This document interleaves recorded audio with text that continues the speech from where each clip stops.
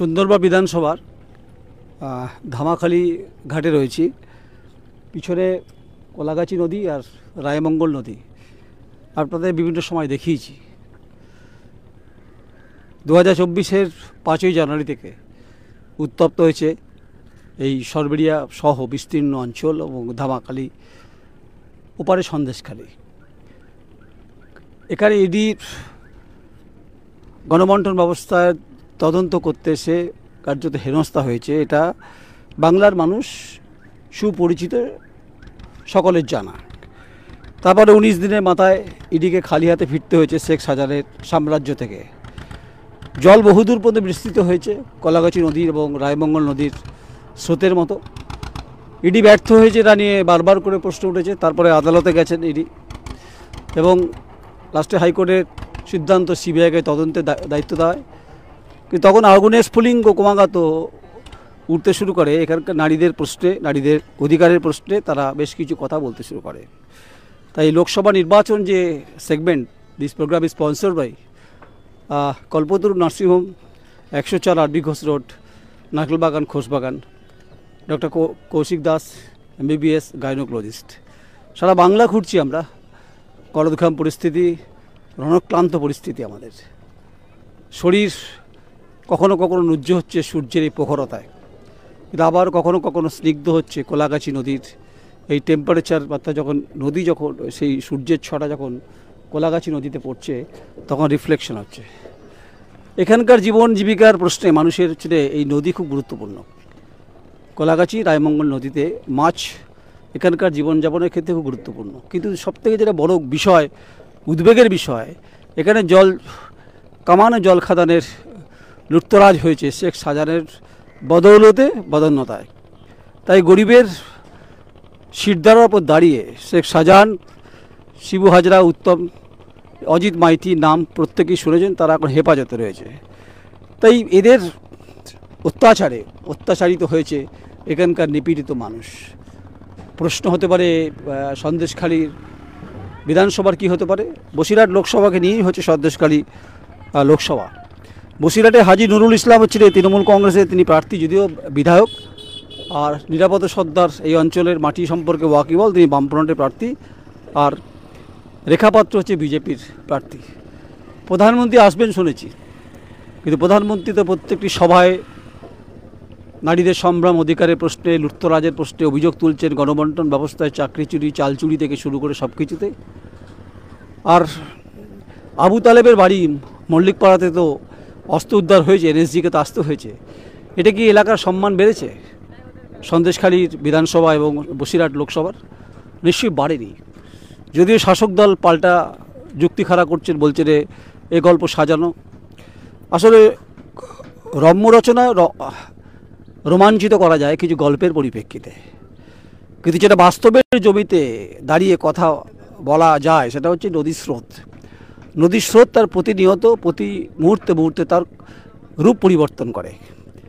আর রাজনীতি যারা এখানে নেতা তক্তে বসে আছেন, তারা প্রতিদিন নদীর স্রোতের মতো, কোলাগাছি নদীর মতো তারা কথা পাল্টাচ্ছেন। এখানে বলছেন না যে অধিকারের প্রশ্নে 100 দিনের কাজের ক্ষেত্রে দুর্নীতি, চালচুরির মতো ঘটনা এখানে ঘটেছে। তো এগুলো নির্বাচনের রিফ্লেকশন হবে কি? অবশ্যই হবে। এখান থেকে বাংলাদেশ হচ্ছে 75 কিলোমিটার, ক্ষীরপাই, খুলনা।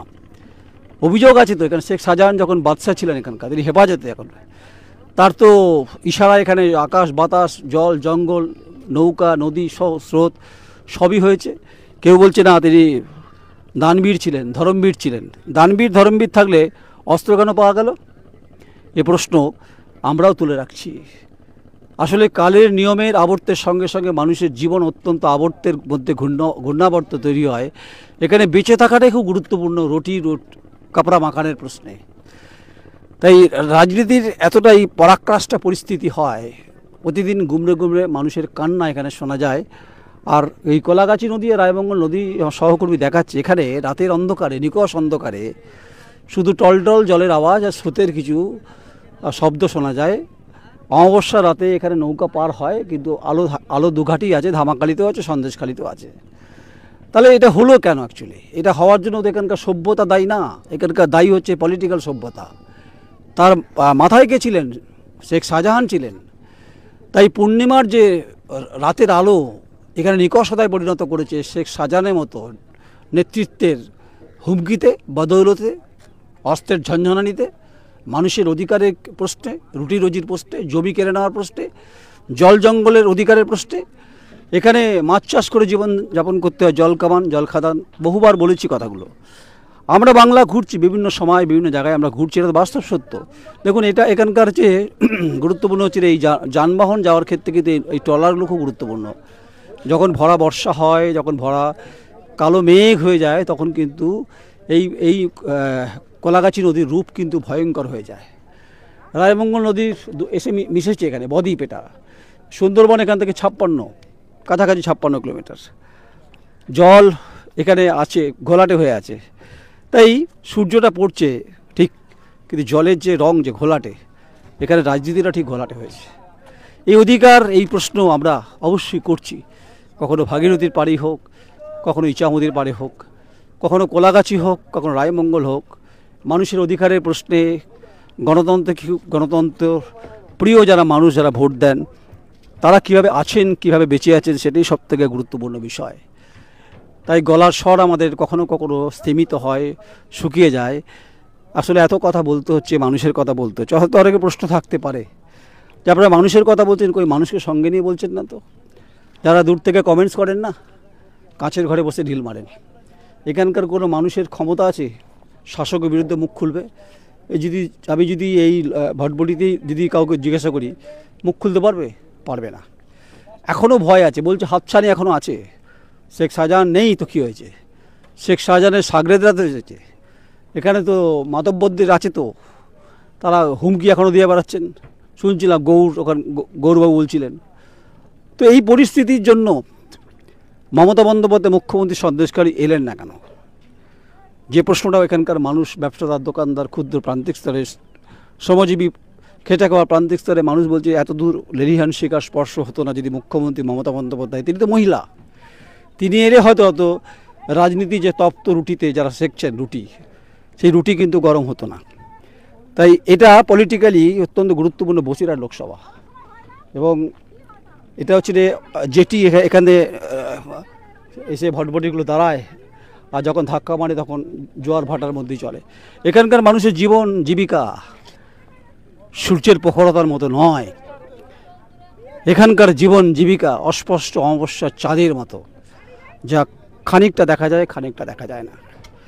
এরা কী দোষ করেছে? খেটে খাওয়া পিছিয়ে পড়া মানুষগুলো।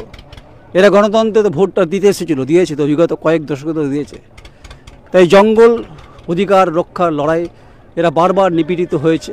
রাজনীতির তত্ত্বে যারা বসে আছেন, দেখুন জীবনের ঝুঁকি নিয়ে তারা পারাপার করছে। অথচ এখানে কিন্তু তার পার্মানেন্টলি ব্রিজ হওয়ার কিন্তু কথা ছিল। যদি কথা নাও থেকে থাকে, মুখ্যমন্ত্রী তো উচিত ছিল যে ধামাখালি টু সন্দেশখালি কানেক্ট করার জন্য একটা ব্রিজ তো করা যেতেই পারত।